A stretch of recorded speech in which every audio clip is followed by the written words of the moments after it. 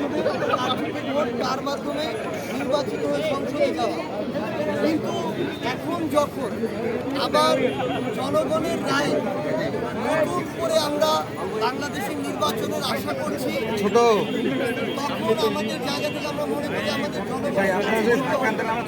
কারণ জনগণ তার ভোটাধিকার ফিরে পাবে। আমরা জনগণের সরাসরি ভোটের মাধ্যমে নির্বাচিত হয়ে জনগণের প্রতিনিধিত্ব করতে আমরা সংসদে যেতে চাই। সেই জায়গায় আমরা প্রত্যেকটি জায়গায় মাঠে ঘাটে বাড়িতে আমরা যাব জনগণের কাছে। আমরা যা করতে চাই, বাংলাদেশকে নিয়ে যে স্বপ্নগুলো দেখি, আমাদের যে প্রত্যাশা, সেগুলো তুলে ধরতে এবং জনগণ আসলে কি চায়, এত ত্যাগের পরে, রক্তের পরে যে নতুন বাংলাদেশে তাদের চাওয়া, সেগুলো শুনতে আমরা তাদের কাছে যাবো। আমরা সেই কাজগুলো করছি। তারই ধারাবাহিকতায় যারা পার্টির কেন্দ্রীয় কমিটিতে রয়েছে, আমরা তারা আজকে আমরা আজকে থেকে আমাদের এই শুরু করবো। সেই লক্ষ্যেই আসলে উত্তরাঞ্চলের মুখ্য সংগঠন হিসেবে আজকে রংপুরে আসা এবং আমরা আমাদের জায়গা থেকে মনে করি যে আমাদের চোখের সামনে ওই জুলাই আগস্টে দেহগুলো ছিল, লাশগুলো ছিল, সেগুলোকে যদি আমরা সামনে রাখতে পারি, তাহলে আমরা এই 24শে জুলাইয়ের এবং আমরা জনগণের আগামী পারবো। এবং আমরা যদি জনগণের জন্য কাজ করতে পারি, তাহলে জনগণই আমাদেরকে তাদের রায় দিয়ে সংসদ দিয়েছে।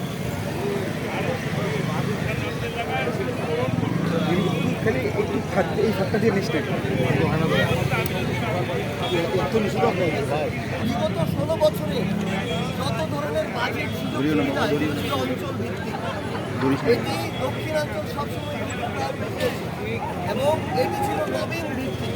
যে যার মতো করে ক্ষমতার অপব্যবহার করে লবিং করে বাজেটগুলো বরাদ্দগুলো নিজের জায়গায় নিয়ে চলে গিয়েছে।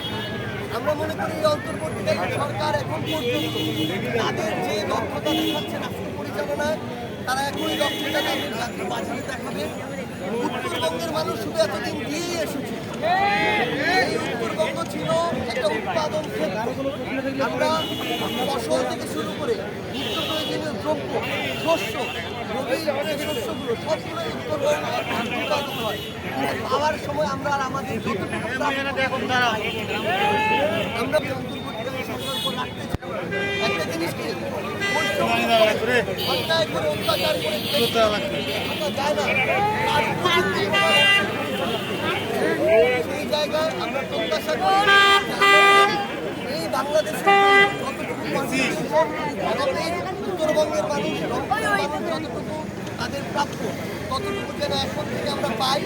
সেটা যদি পাই, তাহলে বাংলাদেশ প্রকৃতপক্ষে সামনের দিকে এগিয়ে যাবে।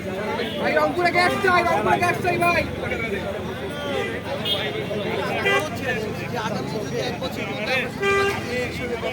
অন্তর্বর্তীকালীন সরকার ডিসেম্বর জানুয়ারি হচ্ছে, এটি অবশ্যই আমাদের জন্য বড় একটি চ্যালেঞ্জ। যে 300 আসনে আমাদের যে বিভিন্ন প্রার্থী এই জায়গা থেকে সর্বোচ্চ চেষ্টা করব যেন যোগ্য, সৎ এবং দেশপ্রেমিক প্রার্থীদেরকে আমরা 300 আসনে মনোনয়ন দিতে পারি। লক্ষ্য আমাদের 300 আসনে আমরা সর্বোচ্চ চেষ্টা করে যাবো। তবে এটি বড় একটি চ্যালেঞ্জ এবং আমরা সেই চ্যালেঞ্জ নিয়ে প্রস্তুত। এবং খুব সময় আমরা 1 সপ্তাহের মধ্যে আমাদের উপজেলা পর্যায়ে সেগুলো আমাদের এই এপ্রিল মাসের মধ্যে আপনারা দেখতে পাবেন। এবং আমরা আমাদের জায়গা থেকে মনে করি যে আমাদের ইতিমধ্যেই কিন্তু প্রতিটি জেলা উপজেলা অসংখ্য শুভাকাঙ্ক্ষী রয়েছে, যারা নতুন একটি বাংলাদেশ প্রত্যাশা করেন এবং যারা মনে করেন যেই তরুণরা এই অভ্যুত্থানে নেতৃত্ব দিয়েছে, সেই তরুণদের ওই দক্ষতা রয়েছে যে সামনের দিকে বাংলাদেশের জেলা উপজেলাকে নেতৃত্ব করি। এই নেতৃত্ব যেমন তরুণ নির্ভর থাকবে, এই নেতৃত্বে আমাদের যারা অগ্রজ রয়েছে, আমাদের সিনিয়র যারা রয়েছে, তারা অবশ্যই যেই জায়গায় যারা যাদের দক্ষতা রয়েছে, সততা রয়েছে, ওই এলাকা ভিত্তিতে তারা এই নেতৃত্বের জায়গায় মনে করি যে আমাদের সামনে এগিয়ে চলার ক্ষেত্রে তরুণদের এই সাহস, উদ্যম, এই দৃঢ়তা যেমন দরকার, আমাদের অগ্রজ যারা রয়েছেন তাদের পরামর্শ, অভিজ্ঞতা, এগুলো আমাদের এগিয়ে চলার জন্য অনেক বেশি প্রয়োজন। তাই আমরা একসাথে আমাদের এই জাতীয় নাগরিক পার্টিতে আমাদের অগ্রজ এবং তরুণ একসাথে ঐক্যবদ্ধভাবে কাজ করে যাব। আমরা দেখছি ইউরোপীয় ইউনিয়ন প্রায় 27-28টি দেশ একসাথে কিন্তু একটা দেশের মতো ফাংশন করছে।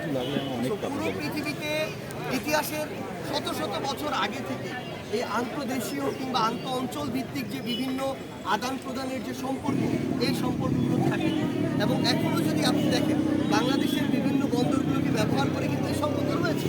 আপনি শুধু বাংলাদেশ নয়, আপনি বিভিন্ন ভূমধ্য সাগর কেন্দ্রিক যদি দেখেন, আরব সাগর কেন্দ্রিক যদি দেখেন, আপনি সেখানে আটলান্টিক এবং প্রশান্ত মহাসাগর অর্থাৎ উত্তর আমেরিকা দক্ষিণ আমেরিকার যদি যে পোর্টগুলো রয়েছে সেগুলোতে যদি দেখেন, ইতিহাসের আদি লগ্ন থেকে এগুলোকে কেন্দ্র করেই কিন্তু এই যে বিভিন্ন ধরনের ব্যবসা বাণিজ্য